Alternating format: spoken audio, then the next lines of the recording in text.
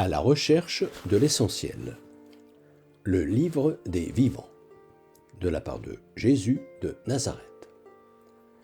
Ce que je crois à propos de l'amour fraternel.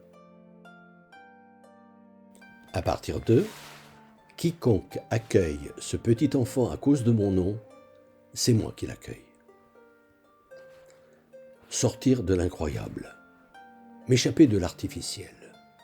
Ne pas me forcer à croire que l'autre, mon prochain, quel qu'il soit, enfant ou adulte, bien pensant ou criminel, bien habillé ou parfumé, ou puant comme certains qui n'ont pas où se loger et donc ne peuvent se laver, c'est Jésus lui-même, réellement.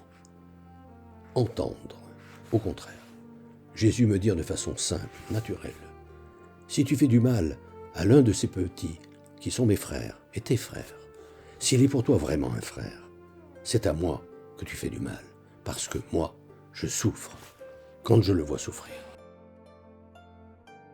Me référer aussi au sens du mot « péché » pour comprendre que, si le mot « péché » veut dire me séparer de Dieu, de ce Dieu si lointain que la plupart du temps, je ne me rends même pas compte qu'en l'offensant, je me sépare de lui, il veut surtout dire me séparer de mon prochain, de celui que j'appelle mon frère, ma sœur.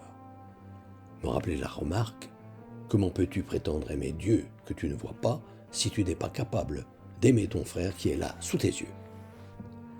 Avoir également présent à l'esprit que, lorsque je dis que Jésus est mort pour nous sauver, cela veut dire, en premier lieu, pour nous rassembler.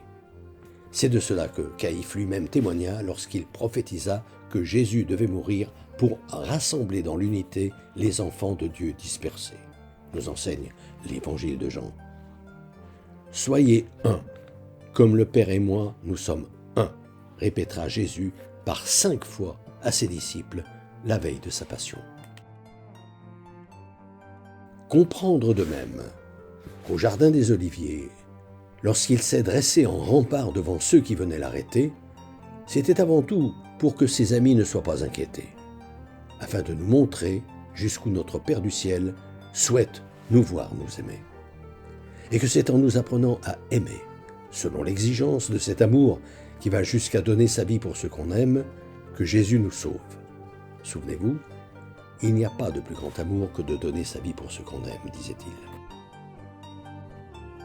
Ainsi, comprendre que donner sa vie, ce n'est pas nécessairement la sacrifier réellement, de façon définitive, en mourant, comme a fini par devoir le faire Jésus, ce qui ne peut avoir lieu qu'une fois dans sa vie, mais signifie d'abord porter sa croix chaque jour, laquelle, précisait Jésus, est un fardeau pas très lourd à porter, puisqu'il consiste à seulement faire effort sur soi.